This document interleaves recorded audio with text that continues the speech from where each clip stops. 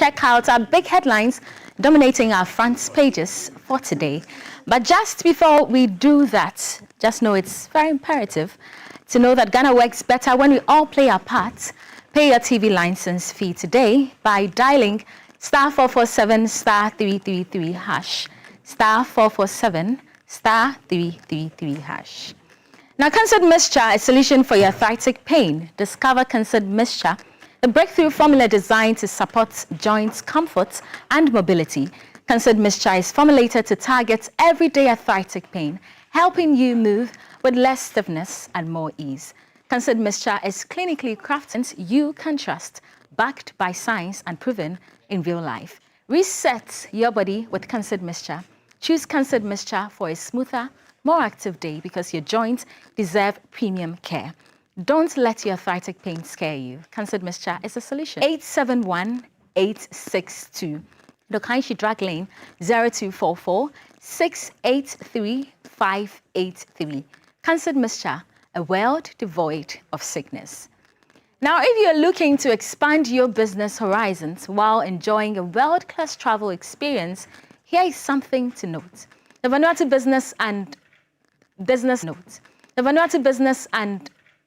Business Pleasure Leadership Investors and Professionals for a unique blend for experiencing Vanuatu's rich culture, scenic islands and tourism attractions. It is a business islands and tourism attractions. It is a business with purpose and pleasure. Registration is currently open for the Vanuatu Business and Pleasure Tour 2026. Think business, think leisure, think Vanuatu. Now, to register, call the Vanuatu Trade Commission Ghana on 0240-229-282 or 0544-626-905. Notes, registration is on first come, first served basis. Now, here's what you need to know. Play Rand Lottery, the trusted lottery that gives you more chances to win big every single day. It's affordable, transparent, and rewarding. Rand Lottery puts you first. Now, here's the best part. With 3 daily draws, you never miss a chance. Start your morning with the exciting morning draws. Keep the thrill alive at noon with the Star Midday Games. And close the day in style with our Naju Star Draws. That's 3 opportunities every day, every Monday to Sunday, to turn your dreams into reality. So don't wait. Whether it's building that new home, or supporting your family, or chasing your personal goals, Rand Lottery is the best lottery to stake. Join thousands of winners across the country and make your dream a reality. Now, the Tuesday games are Golden Souvenir, Star Tuesday, and Naju Star. Right. Now, how do you start your day? Well, if you haven't had your cup of Mixi Choco, you're truly missing out. The rich new taste of Mixi Choco is crafted to brighten your mornings and keep you refreshed all day long. Everything you need is right in there. Just add hot water, stir, and enjoy. Warm, comforting cup. Now, for the coffee lovers, Mixi has something special for you too. Mixi Coffee delivers a creamy, smooth coffee experience that keeps you energized for your everyday hustle. Honestly, just one sip and you will feel it. And guess what? There's more. Introducing the new delicious Mixi Strawberry, a sweet, exciting addition, and one more reason to love Mixi. Start your day the right way. Start it with Mixi. Mixi Trano Hot. Now let's check out what the papers are saying for this morning. So we'll start off with the Ghanaian Times. NACOC busts notorious drag queen in Budumbram raid. No increase in cement price. Manufacturers are saying so. You can see that on page 12. AIB strengthens Ghana's aviation safety framework. Transport Minister. You can see that on page 13 of the Ghanaian Times. Other stories in there as well. Now to the Daily Graphic. 98% of lands can't be registered, I beg your pardon, owners at risk in disputes. You see Justice Alexander Osetutu right there. Ofori-Atta case, Arthur Kennedy urges voluntary return. Ayikwe Otu backs trial in absentia. Other stories in there as well on the Daily Graphic. Now the Chronicle, health gold fields paid 136 million Ghana cedis to settle legacy worker liabilities. I am not an alien in MPP, Bawumia says so. Stories on pages 2, 3, and 8 on the Chronicle. Right. Now, Daily Guide, NPP flag bearer race aspirants to sign peace pact. Bawumia beats peace drums. Ken opens wide lead in NPP race with his picture right there. See that on page 3 in the Daily Guide. Now, the Dispatch, John Osai asks, who is likely to win NPP's January 31st primary? That's a question. Any police officer who attempts to bribe now will disgrace you. He wants promotion. IGP Tete. You will know this story was trending for some time now. Other stories in there as well. Now to the Daily Searchlight. Boku rival chief remanded, pleads not guilty to 4 charges over chieftaincy disputes. UTAG chases GTEC leadership over public tertiary education. Now, BNFT equity rally masks deep concentration risks. Record gains narrow foundation in stock markets. A banner year exposes fault lines in equity markets. Government tightens grip on informal metal trade. Transport cuts call for Accra City Transportation Authority as commuter crisis worsens. Story for the week, other stories in there as well. And to help us give us the various analysis of some of the major headlines, Felix van der Pallen is ready with his guest. Please get interactive with us via live across all socials. Stay. Big English, big grammar, know they pay bills and see we got him off.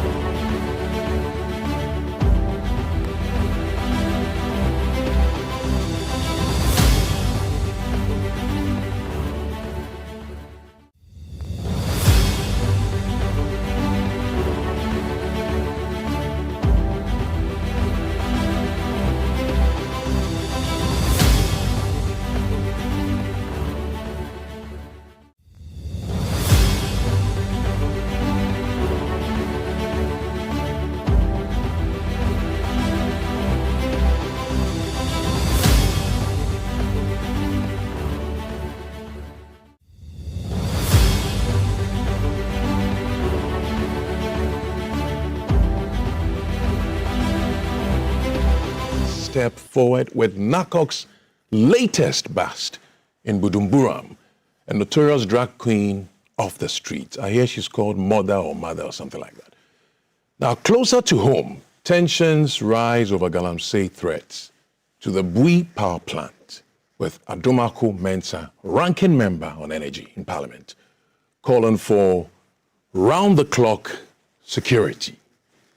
And the Health Ministry has its hands full too, responding to a Fourth Estate report on happenings at Rage Hospital. And then in the world of politics, the NPP's 2024 flag bearer race is shaping up, and Ken Japan's leading the charge. And all eyes are on what they call the Peace Pact aspirants are set to sign. I believe my headline guests are fired up to help us unpack these stories. And you can also join us on WhatsApp, and the number is 055 That's 05555 61034.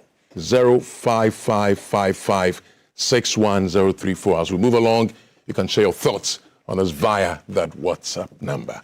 And my guests, on my immediate left, I have Wanda Madilo, Development Analyst and NDC Communications Team member. Yeah. Wonderful, Wanda. Yes, very good morning to all your viewers. A long time. But yes. Thank God you are hale and healthy. Absolutely. And, we trust God for better years ahead. Absolutely. Thank you. Good to see you too. And Solomon Owusu, Communications Director and Spokesperson for United Party, is in the middle in his kaftane. From the north. Wow. Wow. It's so beautiful. Very easy. You don't need to iron plenty to pay more for electricity, you understand? Yes, I have to put it on it. You are good. Yes. Good morning and good morning to my brother Wanda. I mean, the whole of this year, this is the first time meeting him. Happy New Year. Yeah, I'm really happy. And I strongly believe that we will sail through this year safe and healthy. We're safe. You are here to introduce an NPP legal team member. Ross, good to see you too. Good to see you. Happy New Year. Same. Blessings ahead. As the tradition demands, I'll give you all 30 seconds to probably share with us maybe your thoughts on your way here, something that comes up on your mind, something that's been on your mind. 30 seconds each, and then we move into the main issues. I'll start with. No, I've just been wondering, the All-African Games, what happened? Yes, the report, is GBC being caught in all these corruption issues, former, sports minister. What has come of it? I don't know. I've been wondering. Just on top of my mind, I intended to ask. Yeah. That's all. If you have answers for me, that's what you've been thinking about. Yeah, if you have answers for me, that's fine. Yeah, but what exactly about it? No, we had reports about, inflation, of course. We had reports about procuring the services of a foreign company. We had reports about GBC being a third party to the issues. We had reports about financial malfeasance and all that. So we need to be sure. Yeah, the legalities are all there, and they need to, whatever it is, has to go through the right processes. So sometimes you're careful when you're making certain comments. Exactly. That's why we need clarity, so we can put this matter to rest as quickly as well. I hope it goes through. It goes well, yes. So, So I don't know whether we slept on the same mattress or bed, because the forensic audit that was commissioned by the President late November 2025, that the promises will be delivered middle of December 2025. We are yet to get it. It is important because the 13th All-Africa Games, amongst other corruption-related issues, cannot be allowed to go unpunished. This your station is also part of it.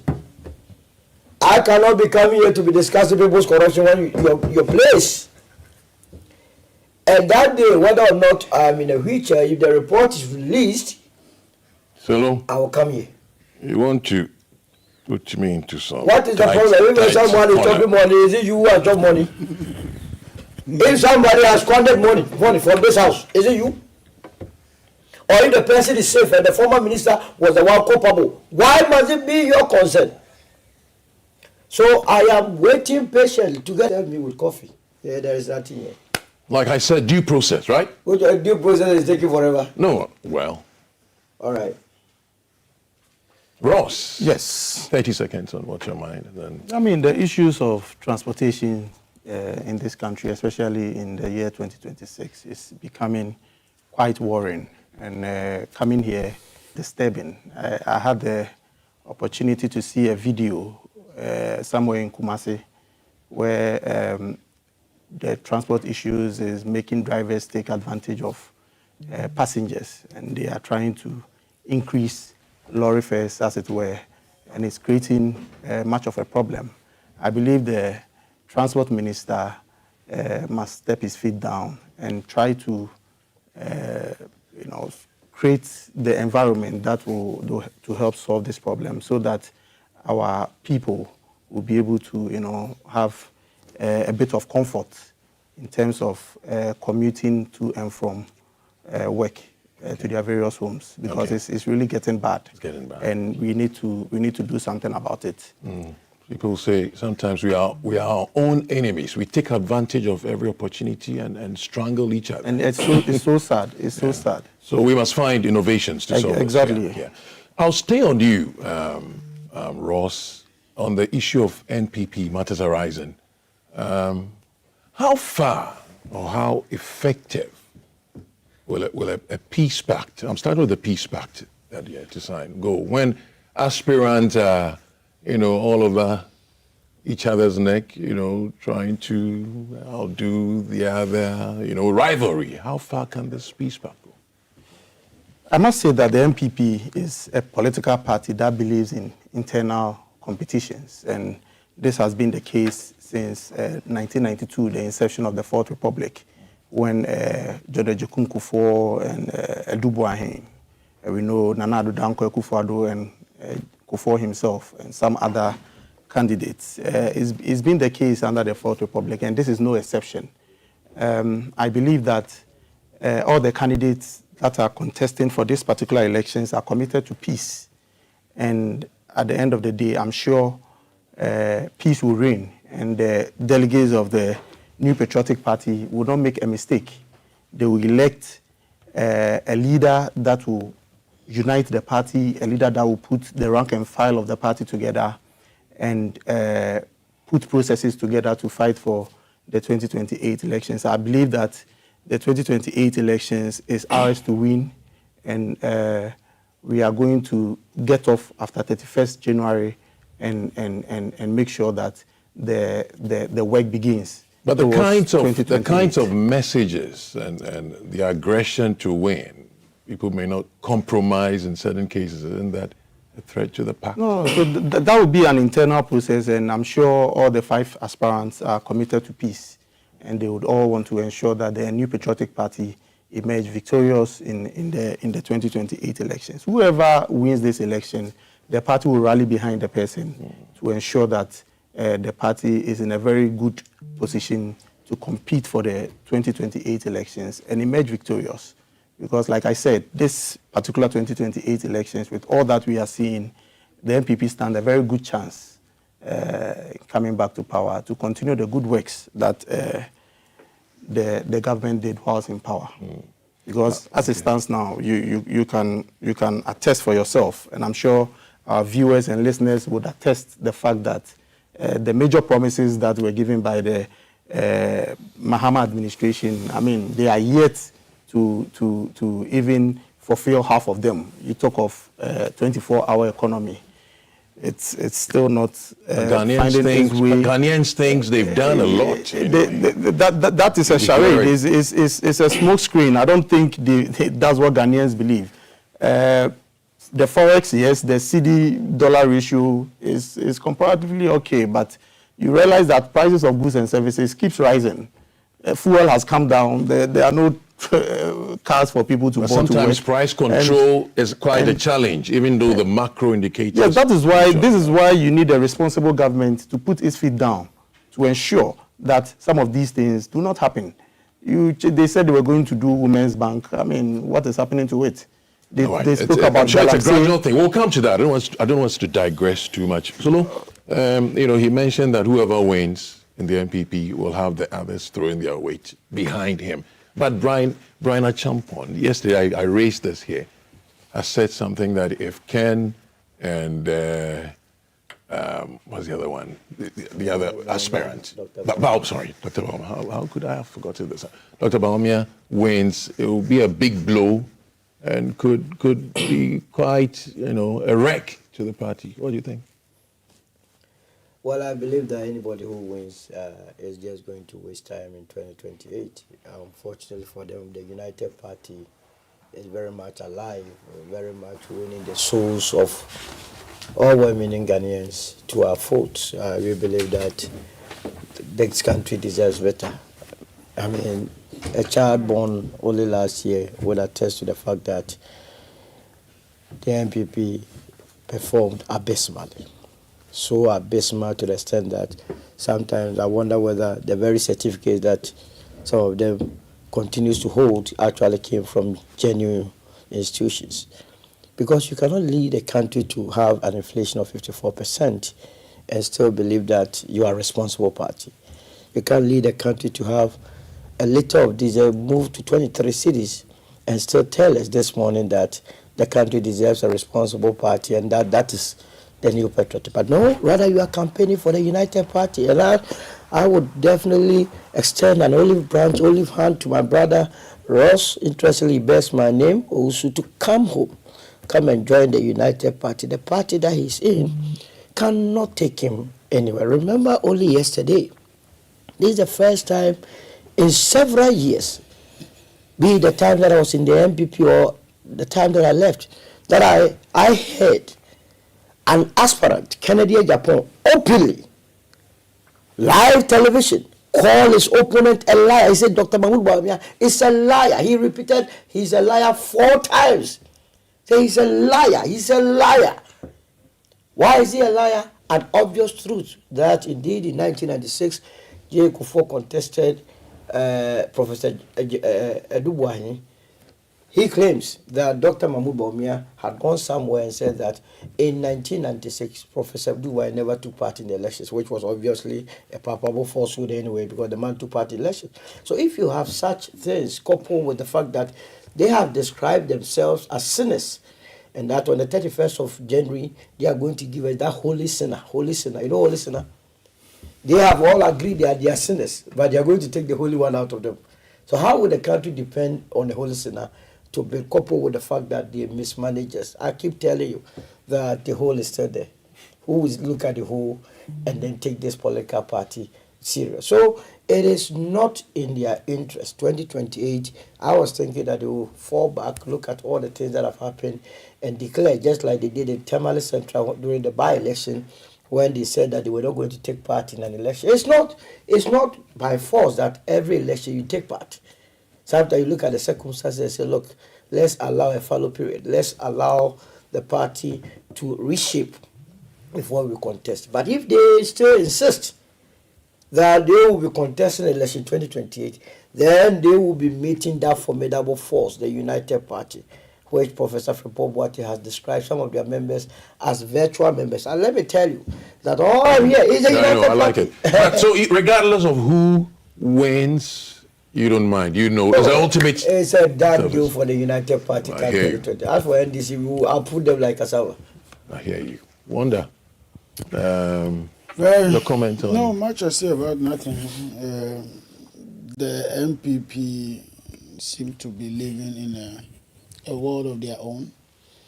They haven't yet appreciated the dent they cause their own image in this country. They have not yet come to the terms that losing an election with 41%, as we are told later, is so huge, and losing with over 1.8 million votes, that's no joke. Don't fool yourself and think that, oh, this will happen overnight, and some 4 years down the line, Ghanaians will be so gullible to go for a party that even their own parents, mothers, fathers, pensioners were lost in this whole business. Life is full of surprises. You think Ghanaians can just, flip?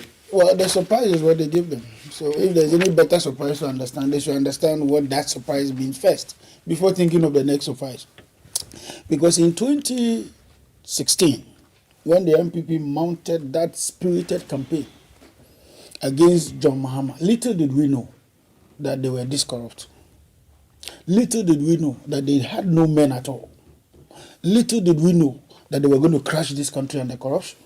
Little did we know that the economy was going to get this bad if I had it in this country. Independence. From days of coup, famine, even in times under George Rawlings when we had it's natural you're here to run them down, but let me take your I'm not running them down. let me take nothing to go by. He believes in the D-Day. What happens? Well, that's corruption. Simple. What are you doing on the D-Day? No, he means the elections, the primaries. Yeah, but what are you doing on that day? Did you say corruption? Yeah, that's corruption. That's for me, in my mind, it simply tells me what you're going to do. What are you doing on the day? No, he's trying to say that the results will show on the D-Days. All this, talk about predictions. Please, I've been involved in several elections. I know election goes beyond D-Day. It's a predictions matter. Of course. It's a forecast. You should be, the election has become very scientific. You should be able to predict, to say, oh, okay, I'm doing well in this region. That region, I'm not too strong. And then this is likely to be the outcome. Let me work against it. And everybody, all the political parties, we engage experts. In fact, we fly people into this country from South Africa, from Israel, from several countries to just monitor our elections. And you need people who are not biased by their own leanings. So you bring a foreigner who knows nobody and only reading the radar and looking at where the pendulum falls. So if you, I mean, for somebody who is a former Minister of Education to get up and tell me today that focus is no longer important, well, that's their own business. But this is the same party that has been very, very, very interested in focus prior to all the elections we have had in the past. Where was Educhum when they were predicting all the periods, all the times? When in November before the elections, he was going around cutting sword all over the place in the name of some projects that have been done and that the ranking is going up. And he was the same person who was leading some of these charges. How did he wake up suddenly? So that's why I told you the party is in coma. Perhaps he's had a review over things and things. I don't know what, if he has, he should tell you, not me. I mean, he shouldn't make a blanket statement and force me to be stressing my mind. What I do know is that election is a process. And because it's a process, we begin from somewhere and then in the last day, on the last day, end on the last day. I mean, how do you get up all of a sudden and come to a police station and they are going to have over how many, 276 police stations in the country, right? So he's going to be everywhere and knows that indeed they will certainly bring an outcome favorable to him. It doesn't work that way. Obviously, we know he's not in the race. Obviously, we know the polls don't put him anywhere close to even a 1%. Obviously, we know that he doesn't hold what it is to become president. Obviously, we know that his records will speak for him as a failed, education minister who could not provide textbooks for students for all the period that they were in school. We also know that they also try to prop up some things and all that. And the results we are seeing, we're seeing results currently. So he knows he's a failure with his government in opposition. We cannot discuss that further. Okay. Can we also look quickly, I want all of us to look at the Peace Pact again. I realize Peace Council is supposed to be a part of the whole deal. They also will sign a portion. As a matter of fact, to be honest, I am not a fan of Peace Pact. I mean, you see, we need to grow. But I wanted to ask a question. Yeah. Peace Council is supposed to be a neutral body, ensuring that there's peace, encouraging peace, preaching peace. But if you look at a part or a reason, one of the reasons why that pact to be signed, it says it is to ensure that, the party is strengthened and the chances are strengthened against the NDC in 2028. One of the reasons. So with Peace Council being a neutral institution, as they sign with this clause in, I want to start with, then it will come to you quickly. We'll do this quickly and move on to this. Yeah, Ross. Peace Council. I believe the NPP is not on fire because of these presidential primaries. And it is normal. We saw Fonka games in this country. NDC did not, collapse. So I believe that NPP would definitely come out strong. Whether with or without Peace Council, the NPP have internal processes that all the aspirants are committed to in dealing with it to ensure that the NPP emerges victorious. So I don't think that this is a very critical stage of the party's life that we need a neutral body to come in to, as it were, broker peace between aspirants and ensure that there is peace within the party. The party is very peaceful, and this is a very usual competition that cuts across political divides. I mean, the major political parties. NDC have had their own share, and I'm very happy that this is the stage that the NPP, in the early days, we are going through this stage, because we'll be waiting to see what will happen in the NDC as well, you understand. So for us, we think the party is very peaceful, and we will be drumming the unity drum home towards the 2028 elections. And we know that the NPP will come out strong. Definitely. This is just a process which will eventually fade out. And we know that after this process is done, the NPP is going to come out very, very strong to compete the 2028 election. Okay, Ross, mind you, we've done that We've done that before in the year 2000, and we did that in the year 2016. Okay. And I have no doubt in my mind that we are going to do it in 2028. Okay, looks like you and Wanda on the same page on this peace pact thing. It's not a big deal. Solo, with First of all, the peace pact and peace council. Peace is not the absence of war. The presence of justice? Presence of justice in a campaign where some have described their colleagues as being mad, and that side has described the others as suffering from autism. Others have brought in the idea of people stealing here and there. It will be very difficult to represent peace with that mere paper that you sign. What is the significance? I think it's not from the heart. Absolutely. I mean, if you go and sign a peace pact and then on election day, and mind you, all those that are going to sign, all those aspirants have given a caveat that if they are cheated on that election day, it makes nonsense of any peace pact that they have signed. That's why I said the compromise. Yeah. I mean, so it is not that for the optics situation that brings peace. It is what you do during and after the elections. Because as we speak, I have heard Kennedy Japon say that Dr. Mahmoud Bawumia is massing up macho men across the country. And that when it happens, he's also going to counter. How do you achieve peace then? As we speak, yesterday, there is confusion with their TESCON arm, whether or not some delegates who are supposed to be representing TESCON should be allowed to vote. It is boiling. People are throwing sabos every year. So this business of peace is just for the optics. You and I know, look, in just September of 2025, remember they came up with a committee, monitoring committee, a 5-member or so committee headed by Dr. Kwesi Abiesi, to checkmate the various aspirants in the party as to the way and manner they were conducting themselves. If indeed there was any peace, why would you then assemble a team of people to be monitoring the aspirants? They themselves know that where the party has gotten to, it is at its lowest ebb. And that, but on the grounds, it does not look so. We, however, want them to know that it is democracy we are practicing. They should not do anything untoward. I mean, when a party will collapse, it will collapse just like how the CPP collapsed. It started like this. Peace Pact, we will discuss as every day. It was body politic in the 50s with CPP and then what? The UP. Okay. If the CPP, because it was the UP that metamorphosed into the MPP. You understand? So if their brothers are gone, they have to go for the original UP to be restored. So there is no peace anywhere. And like I said, only yesterday, one is boldly calling the other a liar. Okay. How do you work with that liar? Let me quickly respond to Solo on this. You have You 10 seconds.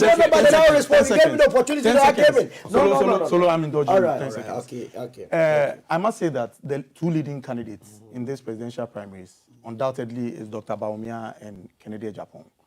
And it must be noted that the two candidates were in the 2023 presidential primaries. And when Kennedy Japon even threatened showdown, I mean, when the ballot was cast and he lost, I mean, he accepted defeat. And he even joined the campaign in 2024. So in other words, Dr. Bawumia, when he even lost the ultimate election, he had a chance to become president. And some of our party members even have a problem with him for conceding so early. This tells you that these are personalities that are committed to peace. No, and that is why we are assuring you that the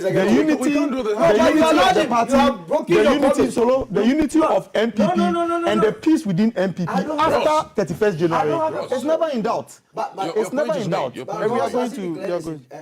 Which candidate are you supporting? So at this point, I did all not declare my position on this. I gave him 10 seconds of my time. You should thank me. And I'm very grateful for that. Fantastic. Now you are talking. You haven't spoken to... Yes, I'm done. You haven't spoken to the peace issue. No, you said the peace. I said you don't believe in peace. To go to take it and then I come back. No, but on a more serious note, yes, then people will need peace at this point. Kennedy is not going to be allowed to. He won't allow himself to be cheated a second time. Like they say, first fool is not the fool. But obviously, a second fool will be a very big fool, and therefore he's not going to sit down and allow some of these things to. Yeah, on the issue of Peace Council interfering or helping in this matter, I really don't have a problem. The MPP is a major political party, even though dying. And so if Peaks Council wants to help them salvage their image, that's not a problem. They're not bothered about that at all. We will be willing to help. But they can be assured that the police will be on guard for any disturbance on the day. Starting in the middle sometimes gets me a bit. So I'll take it from Wanda. Wanda, drug situation in Ghana. I'll begin with you. NACOC has arrested this drug queen in Bujumbura raid. They say they call him Ghana is a mother, or whatever it is. But my point here is that NACOC is given an assurance of its commitment, to ensure that Ghana becomes a drug-free nation. Is it achievable and sustainable, considering the fact that the more we try to fight this, the more it keeps recurring? The kidney of people we have, Yentijai. Well, this Ghana's fight against drugs didn't start today. Let's be fair. I mean, we saw the visible arrest under President Kufuor, the notorious MV Benjamin case, which some even police officers were interdicted, albeit wrongly in the end, and all that. And you remember what they called the Kukunte saga and all that. So we've made some good strides. In fact, I think those days we didn't even have NACOC. We had another institution that was doing that, but it transformed eventually to NACOC. And I can applaud NACOC for what they've done so far. Fighting drug is a lifetime issue. We just had the president lose his position because of drugs. I mean, Maduro, is it Maduro? Is that the name? Yeah. Maduro of Venezuela just lost his position because America was on their neck over and over about shipment of drugs across oceans and all that. And so it is not an easy battle to fight because you're talking about cartels, people who have dangerous monies, and you don't even see the real men behind the show. It's the boys that do it. But the real cartels, the barons themselves, they are laid back somewhere, and you have to go to several channels to get to know who is actually behind it. So there have been several arrests. I mean, from last year to today, I can give you a couple of arrests that have been made. There have been arrests made at Kotoka International Airport. Some 18 kg of cannabis was apprehended. We also had the police in Bono region do some arrests over there. There was a Nigerian who also brought in about 192 kg of cocaine. That was in March 2025. He was also arrested in the process. Some 1,600 parcels intercepted, and 2 arrests also made in January 2026. And so there's been a lot of work. There was another arrest in Kandai, if you remember. So all along you've been mentioning arrest. Yeah. Is it enough to just be it's arrested? A process. Like I told you, that it's a process. Okay. Drug barons are not arrested and immediately they are in court. It's a wrong move. You want to know, sometimes they can even trace you or follow you for years because they need to know the branches of your operations. And once the branches are known, then they start picking, and then we can be talking about court. You are not likely to easily prosecute a kingpin and get him until you have gotten the antecedents to his operations. So if you catch me, my hand is not in anything, my handprints are not in anything and all that, but how am I involved? Only when I've gotten my lead men, then there's a trace back to me. So it's always upon a tip-off of a kind or something? It's on tip-off, it's on suspicion, it's on the security system and apparatus, and it's on the clearance system and all that. They don't always use the port. Sometimes even they use the shipment goes through the sea. Midnight, you and I are sleeping. Some boat is parked by maybe harbor somewhere or some new town somewhere. And they are loading stuff into it, and it's midnight. They are gone. Then they go to Togo. Then like that. That's how they operate. It's a whole cartel. And sometimes they even buy a whole online duties at staff that are on duty at the airport, through all the way to the aircraft, and everybody is corrupted in the line. So it's a very complex way of dealing with issues, but I know that some progress has been made. Ghana is no longer that destination where people come and do drugs easily and get away with it. Things are beginning to shape up now, and I think we are on course to achieving some progress. So the progress so far, as Wanda is saying, and he mentioned barons, cartels, we have drug lords. It makes it like a giant situation. It is. I mean, they control huge resources, and to that extent, it's very difficult to fight them. So let's first of all pat the back of NACOC for that human job. It doesn't end there. Someone has to prosecute. That is where mostly the problem is. If you have an institution like the police in the past where cocaine turned into coconte, then you can understand the enormity. That is where when all of us are in trouble, we go to seek refuge. Is that not the case? So if you leave things in their custody and you go back and it is not the same, then how are you assured of any protection in that light? If you have been going around in the night or in the evenings, particularly during weekends, you would understand the enormity of the problem that we are dealing with, particularly with the youth, those within the age brackets of 20 and 25. Is mind-boggling. We are destroying the future of the country because of these drugs. And if you go to all the areas that they do apprenticeship, go and check the numbers. Now the youth are not interested in going to learn any trade. Why? Because the man in the night goes to take what we call red. He's already gone. He always wants to be hyper. At what rate is he going to have the time to go and learn any trade? And it also adds up to the unemployment situation and becomes a major headache for the state. And these are the people that, with the least opportunity, if your car is parked, the battery is gone. If your car is parked, side mirror is gone. how they're able to open the No, bonnet. I mean, because always they are hyper. They are looking for money to go and buy the drug. They become addicted to it. So it is better we deal with it. I was in the last 2 years or so, that last year or last 2 years, a police officer was apprehended, I think it's last year, in the Takrady areas, as being the one leading the sale of red. Unfortunately. So if you have the security authorities, some of them very much involved, then how safe are we? So in that, for that matter, the progress? I mean, to the extent of the arrest is good, but it is not it's not the end of the situation.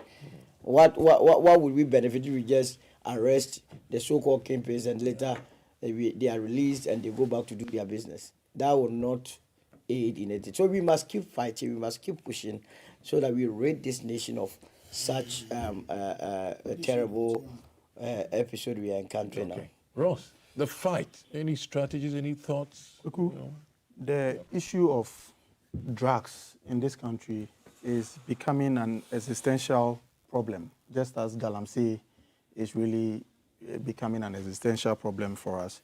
And you would realize that our youth, just like Solo said, I mean, they are being wiped off because of the issue of drug addiction. The funny thing is that, Kweku, this issue of drug is connected to so many crimes. So a person who is a drug addict is likely to be a thief, is likely to go on armed robbery, is likely to rape a young lady, and all that. And if you see for them, the police come occasionally to take them away. And it is an open practice. Everybody knows in the area. I had the occasion to arrest one of them just about 2-3 weeks ago. And I mean, at the end of the day, at the end of the day, because they came to steal, they came to steal from my place.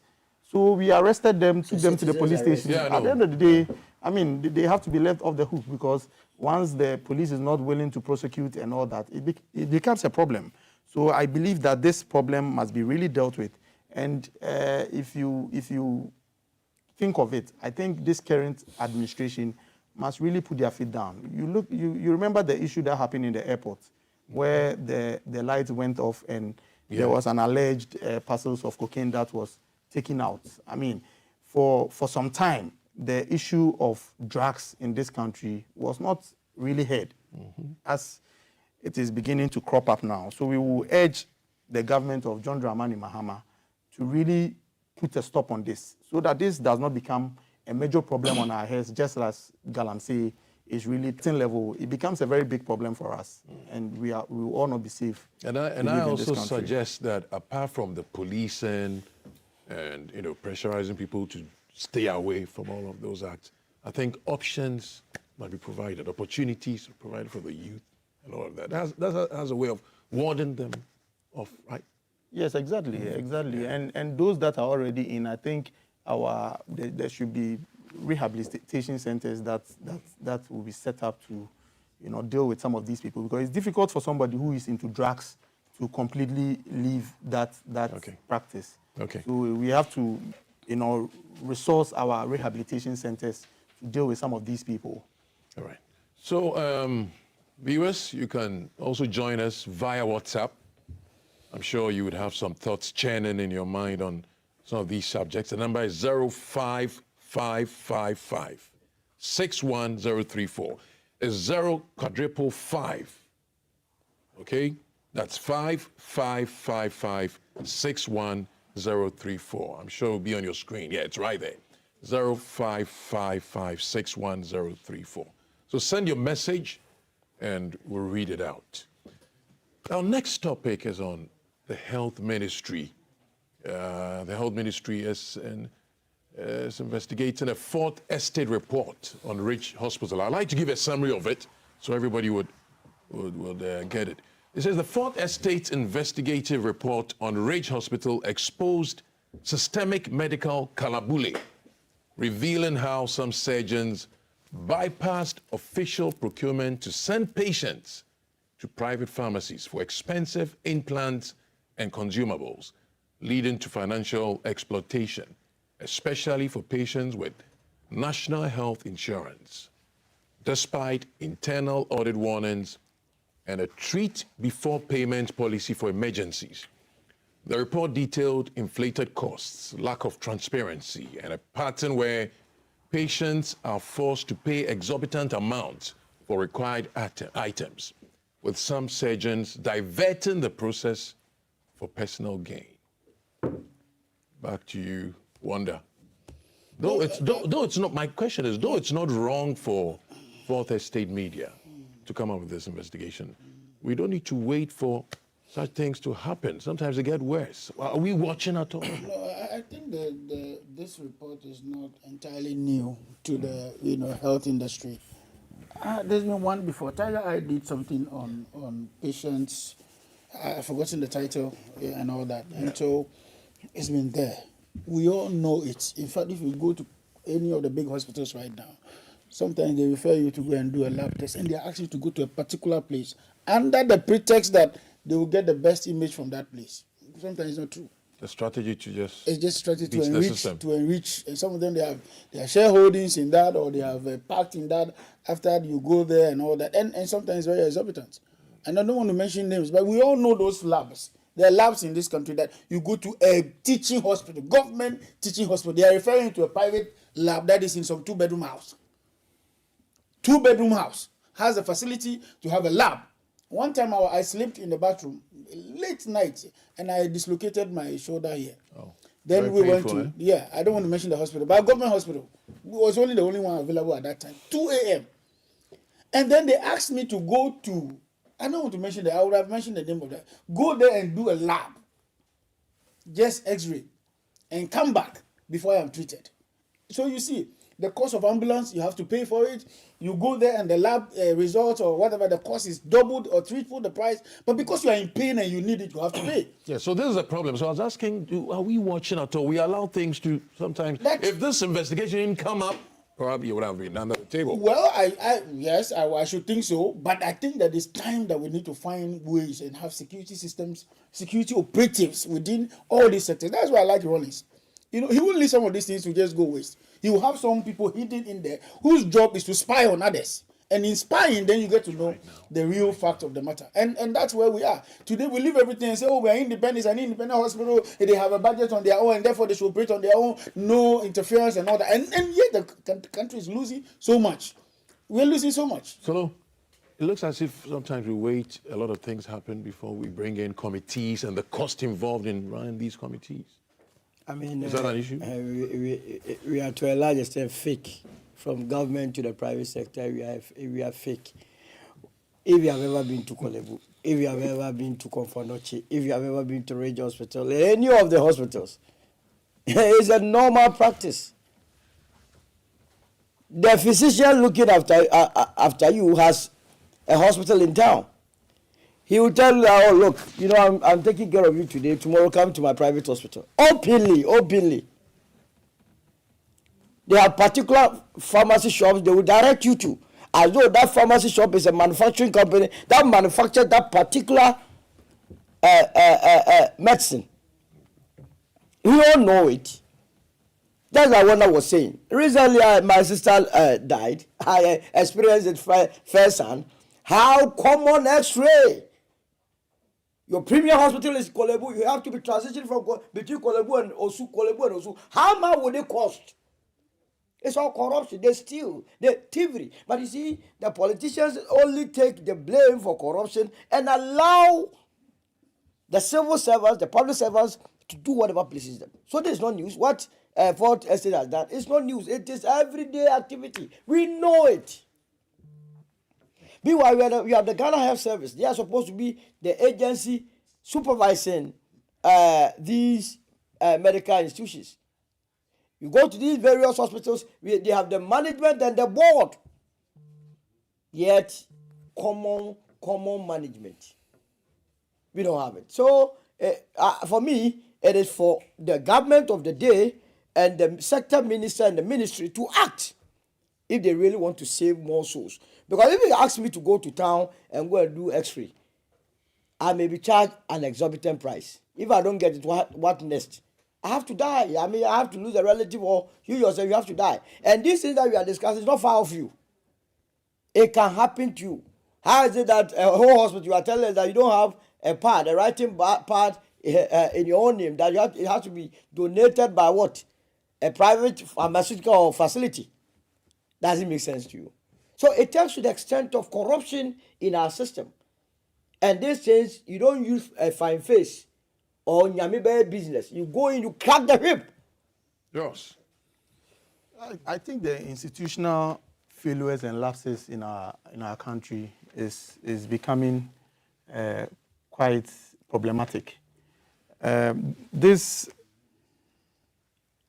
Ridge Hospital case, I'm not surprised, because I had the occasion to witness at first hand a person who had gone to undertake surgery to remove some sort of tumor, and that thing that was taken out from the person was given to a relative to send to a standards board for examination and be brought back to the hospital.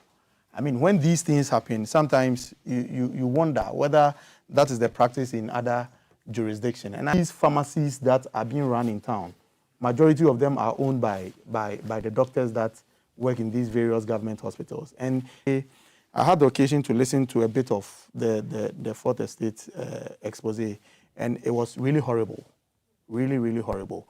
And I think, even though I agree with you that some of these practices must be prevented before committees are set up, I think the health minister has assured us that a committee has been put in place to investigate this matter. And I hope that whoever is found culpable in this particular matter will be dealt with. Okay. You see, in this country, the problem we have as a country is that we are quick to set up committees, we are quick to investigate matters, but when it comes to the punishment of those who are culpable, we seem to, relax about it. And that is what emboldens people to continue to, engage in such practices. Okay. Because this is a health institution. We are toiling with galamsey, we are toiling with drugs. We cannot afford to toil with our health sector. And it is important that the committee, all stakeholders come on board, cooperate with the people that are put in place. And I hear it is within 14 working days, the report must be out.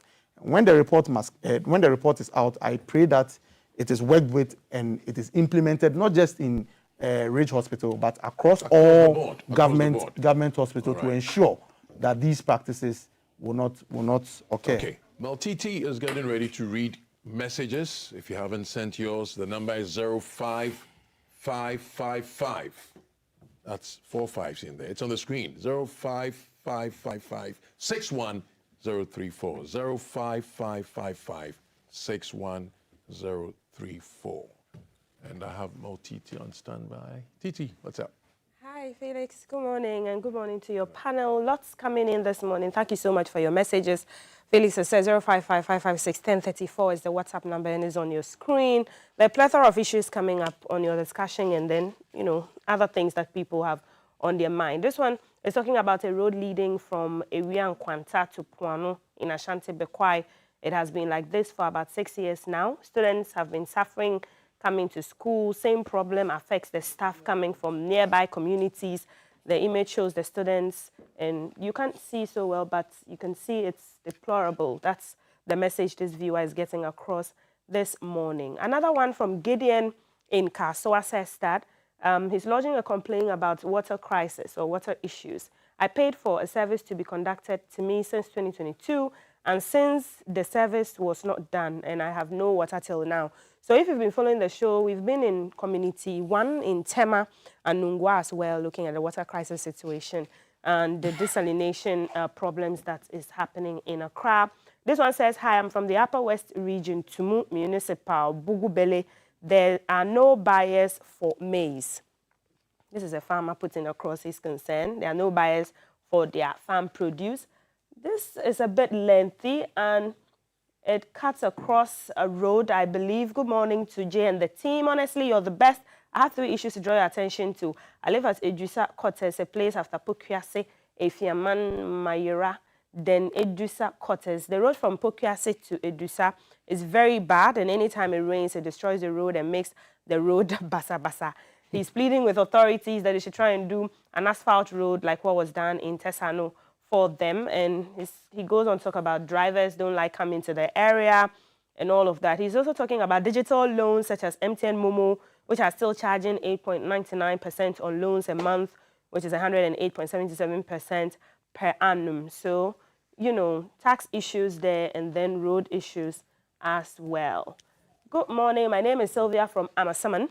Please talk seriously about what the commercial drivers are doing. I believe your guest touched on it this morning.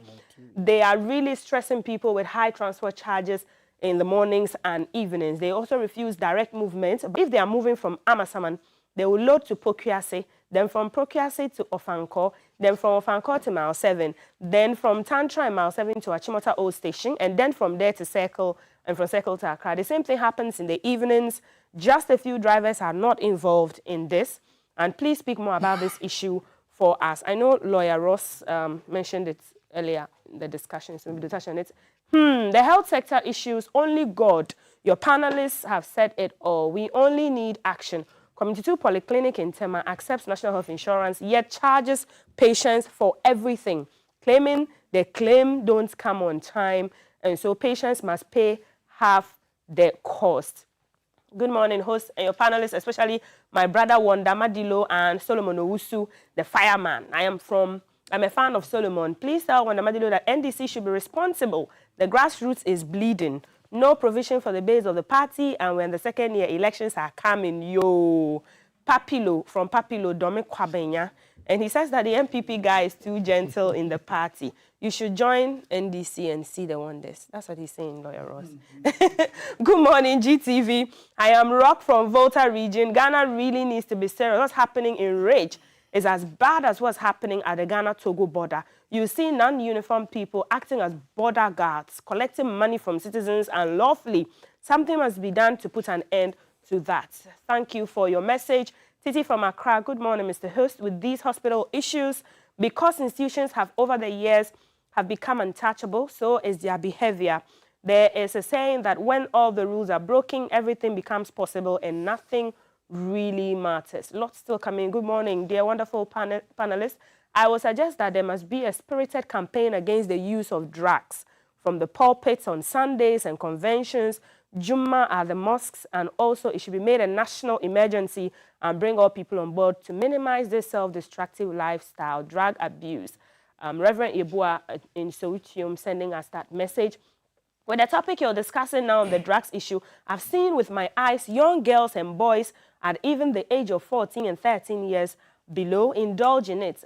Also in my area, I see police cars which troop into these places, not to arrest them, but end up taking monies from them and go back.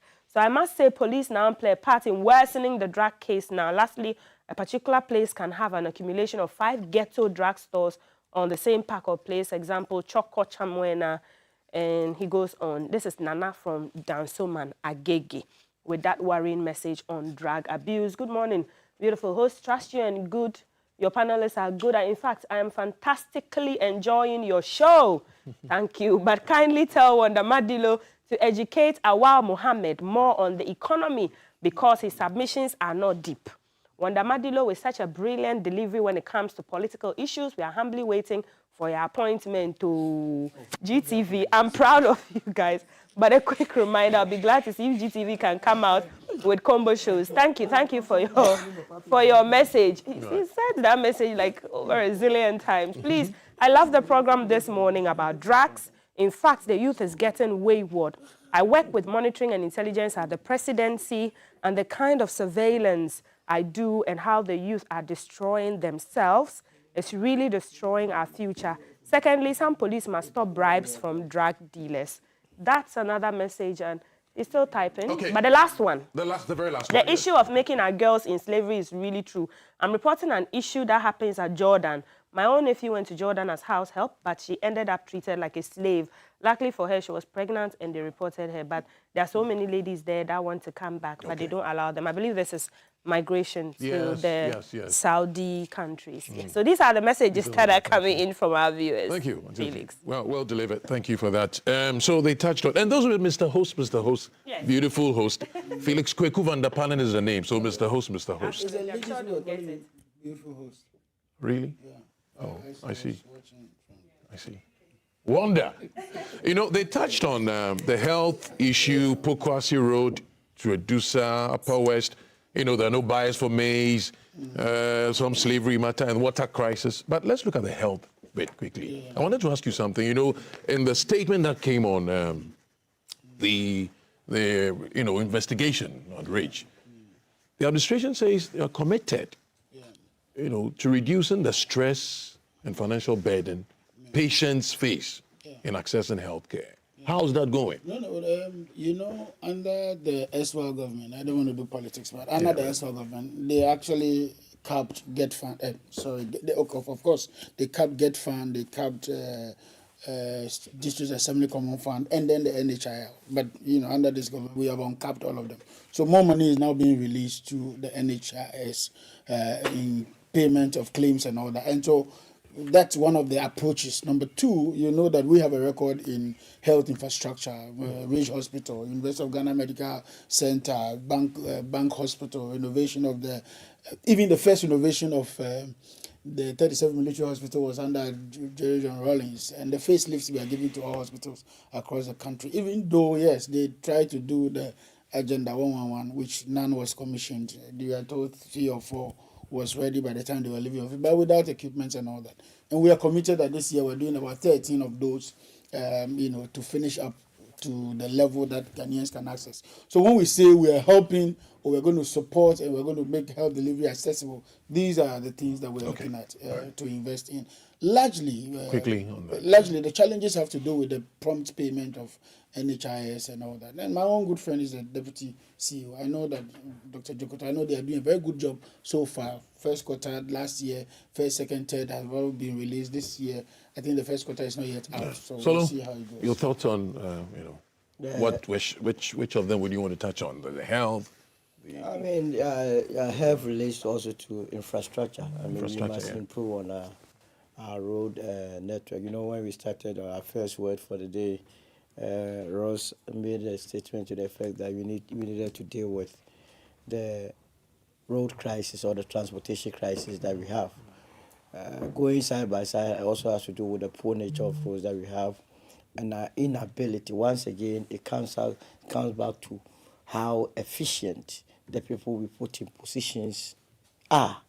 We have been failed by leadership. When we say leadership, it's not only at the presidency, but at the various. Now, why in the 21st century that transportation is money? In our part of the world, it's crisis. It's crisis to the extent that every morning people have to struggle before they get to work. The queuing and all that. The queue and all that. People are even waking up at 3 a.m. Still, they get to the CBD at very late hours. It affects productivity. People are working more in their vehicles than working at site. And it's a matter that, as a country, we must solve it once and for all. Okay. All right. I don't know if you are going to talk about the Bui dam and no, we are wrapping up. We are wrapping up? Yeah, so okay. I believe the MPP is a people-centered government. That is why we introduced the National Health Insurance Scheme. And we want to believe that the NDC, once they've had the mandate of the good people of this country, will resource that institution to ensure that health delivery in this country is properly taken care of. Aside from that, I believe that the MPP, just like I said, will be going to the polls on 31st, the delegates, to elect a presidential candidate. And I believe that the good delegates of our party will make the right decision that will position the party very well towards the 2028 elections, so that we can wrestle power from the NDC. Which one is the right decision? What you want to force me to show you? On this note, we'll call it a wrap. You have an opportunity. We'll call it a wrap. Thank you very much. Wanda Madilo, thank you. Solomon Usu, thank you, and thank you, Ross Osei Usu. Thank you for coming. It's been Headlines. It's still GTV Breakfast Show. More ahead. I'm Kweku. Stay on.